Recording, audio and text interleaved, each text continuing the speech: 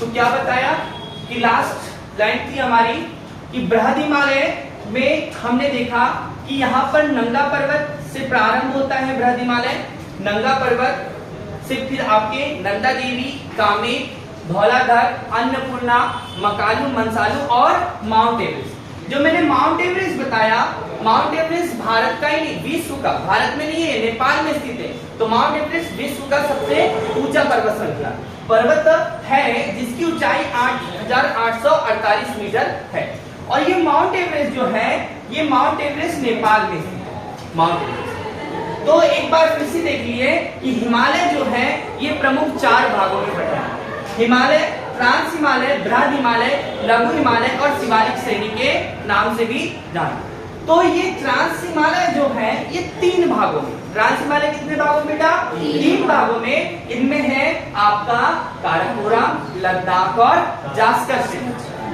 काराकोरम, लद्दाख और जास्कर श्रेणी, जिसमें हमारा जो काराकोरम श्रेणी है इसमें K2 स्थित है और K2 जो है ये भारत की सबसे ऊंची चोटी है जिसकी ऊंचाई हमने 8611 मीटर बताई।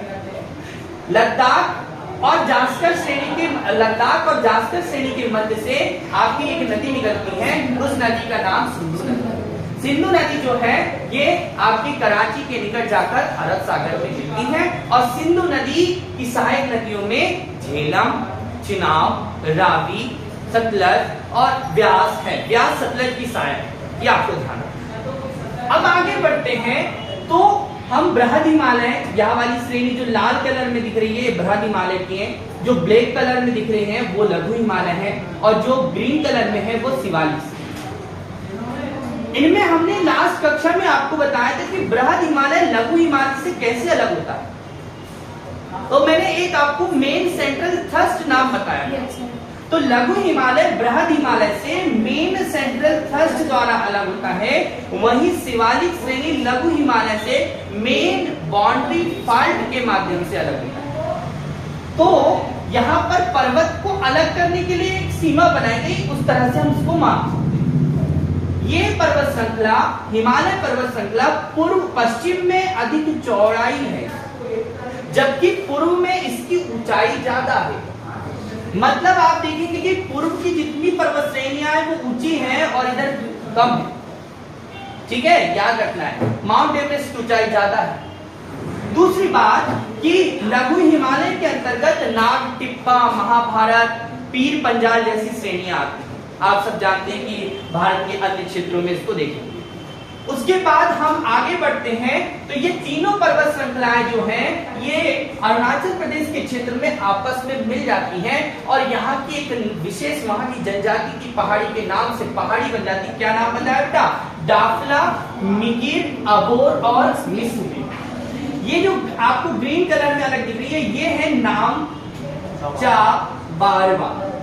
ठीक है, नामचा बारवा श्रेणी ये अरुणाचल प्रदेश और तिब्बत के पास वाले क्षेत्र में, तिब्बती क्षेत्र। तो डाफला, मिकिर, अबोर और मिसमी जो है ये भारत के पूर्वोत्तर भारत में स्थित प्रमुख पर्वत चोटियां हैं। ध्यान रखना, यहां से एक क्वेश्चन पूछा जाए। पटकोई बूम भी अरुणाचल प्रदेश में स्थित एक चोटी है, पहाड़ी है, याद रखना। ये विशेष प्रकार की मैंने ग्रीन कलर में 2 पहाड़ियों को दर्शाया है। ये पहाड़ी गारो, खासी और जयंतिया के नाम पर जानी जाती है। गारो, खासी, जयंतिया यहाँ की जनजाति का नाम। क्या नाम है? जनजातियों का नाम है गारो, खासी, जयंतिया, इसी के नाम। क्या होता है बेटा कि जो खासी की पहाड़ी है ये बहुत खास है, बहुत ही महत्वपूर्ण है। क्यों? क्योंकि जो मासीम राम है, मासीम राम, और ये मासीम राम विश्व की सर्वाधिक वर्षा का स्थल है। यहीं पर विश्व की सर्वाधिक वर्षा जो होती है वो यहाँ होती है। आप देखते हैं कि भारत में दक्षिण पश्चिम मानसून की अरब सागर की शाखा और बंगाल की खाड़ी की शाखा से वर्षा होती है। बंगाल की खाड़ी की शाखा अधिक आर्द्रता लेकर ये कीप नुमा आकृति से जाकर टकराती हैं, तो मासीम राम में ज्यादा वर्षा करती हैं। ये आपको याद रखना, मासीम राम विश्व का सर्वाधिक वर्षा स्थल है। इससे पहले कौन था? चेरापूंजी के नाम से जाना। बाकी आपको अब आगे बढ़ने हैं तो जब हम देखते हैं कि शिवालिक श्रेणी जो है वो हिमालय की अंतिम श्रेणी है जो बाद में बनी। हमने इनके बारे में आपको ये भी बताया है कि जो हिमालय पर्वत है, आज जहां हिमालय पर्वत है वास्तव में वहां पहले 33 सागर हुआ करता था। कौन था? 33 सागर। और हिमालय पर्वत का निर्माण 33 सागर के मलबों से हुआ। ये हम कहते हैं कि एक यूरेशियाई प्लेट से इंडो अफ्रीकन प्लेट आपस में टकराई, अर्थात ये प्रायद्वीप, ये जो हमारे पास में है मालवा, अरावली, बुंदेलखंड, छोटा नागपुर का पठार, दक्कन का पठार, पश्चिमी घाट, पूर्वी घाट, नीलगिरी श्रेणी, ये सब जो है प्रायद्वीपीय पठार के भाग हैं। तो एक प्रायद्वीपीय भाग, एक इंडो अफ्रीकन भाग यूरेशिया प्लेट से टकराया, तब जाके एक पर्वत का निर्माण हुआ, वो 33 सागर के मलबों से। उसको हमने क्या कहा? उसको हमने हिमालय कहा। और हिमालय पर्वत श्रृंखला नवीन पर्वत श्रृंखला है, नवीन वलित पर्वत है, जो दुनिया की सबसे ऊंची पर्वत श्रृंखला है। तो यहां पर नदियों के द्वारा, अब देखिएगा कि इस मानसरोवर झील से सिंधु नदी निकली है, ऐसे ही नदियों का बहुत सारा उद्गम हुआ है। उत्तराखंड के गंगोत्री ग्लेशियर से गंगा नदी और यमुनोत्री ग्लेशियर से यमुना नदी का उद्गम होता है। ये नदियां अपनी छोटी सहायक नदियों के द्वारा बहाकर मिट्टियों को लेकर आती है और पर्वत के निचले हिस्से पर मैदानी भाग पर जमा कर देती है। एक विशाल मैदान का निर्माण हो जाता है। उसको हम भारत के, हमारे उत्तर में, इसलिए इसको उत्तर भारत का मैदान, उत्तर भारत का मैदान सिंधु नदी की सहायक नदी और सिंधु नदी के द्वारा, गंगा एवं उसकी सहायक नदी द्वारा, ब्रह्मपुत्र एवं उसकी सहायक नदियों के द्वारा बना है। आप जानते हैं कि अगर हम हिमालय को देखें तो हिमालय को हम नदियों के आधार पर भी बांट सकते हैं कि सिंधु नदी और सतलज नदी के बीच के हिमालय को हमने पंजाब हिमालय के नाम देना है, पंजाब हिमालय या कश्मीर हिमालय। सतलज नदी और काली नदी के बीच के हिमालय को, जो उत्तराखंड राज्य में है, उसको हम कुमायूं हिमालय के नाम से कहेंगे। तीस्ता नदी जो किसकी सहायक नदी है? ब्रह्मपुत्र की सहायक नदी है, वो काली और तीस्ता के बीच में हम नेपाल हिमालय कहेंगे। और तीस्ता और ब्रह्मपुत्र नदी के बीच के हिमालय को हम असम हिमालय कहेंगे, क्योंकि इसका अधिकांश भाग कहाँ है? असम। तो ये क्वेश्चन आपसे पूछे जाएंगे। अगला जो हिस्सा है हमारा, मैदान के बाद मैदान धनुषाकार आकृति में उत्तर मैदान है, जो 7.5 लाख वर्ग किलोमीटर में फैला हुआ है। ये मैदान बहुत ही उपजाऊ जलोढ़ मिट्टी से बना हुआ है। यहाँ पर आपको भावर प्रदेश, तराई प्रदेश, बांगर प्रदेश और खादर प्रदेश, 4 प्रकार के प्रदेश यहाँ आपको देखने को मिलेंगे।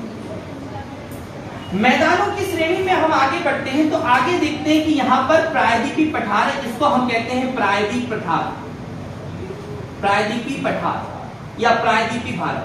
जो 3 ओर से जल से घिरा हो वो एक क्या कहलाएगा? आपका प्रायद्वीपीय पठार कहलाएगा। इस प्रायद्वीप पठार, ये गोंडवाना लैंड की चट्टान का भाग है। किसका? गोंडवाना लैंड। ये आपको मैंने बताया था कि एक अंगारा लैंड और एक गोंडवाना लैंड, ठीक है? तो गोंडवाना लैंड का भाग है।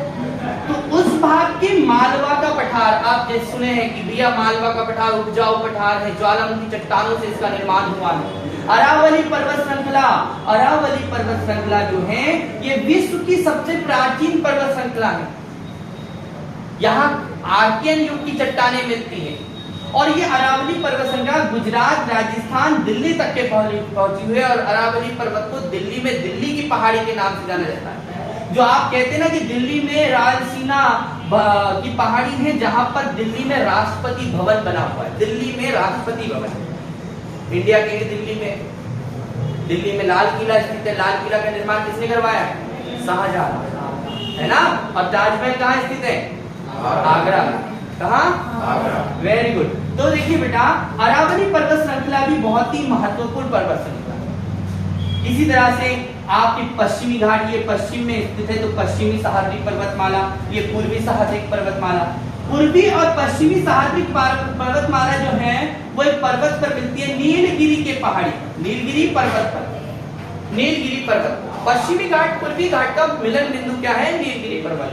छोटा नागपुर का पठार बहुत ही उपजाऊ पठार है, यहाँ से खनिज संपदा से संपन्न पठार है, इसलिए इसको जो है रूर प्रदेश कहते हैं, ठीक है? और यह पूर्वी तट और इसकी इधर क्या है क्या? पश्चिमी तट। जैसे गिर की पहाड़ी आप लोगों ने सुना है, एशियाई शेर यहाँ पर पाए जाते हैं। एशियाई शेर आपको यहाँ पर देखने को मिलते हैं।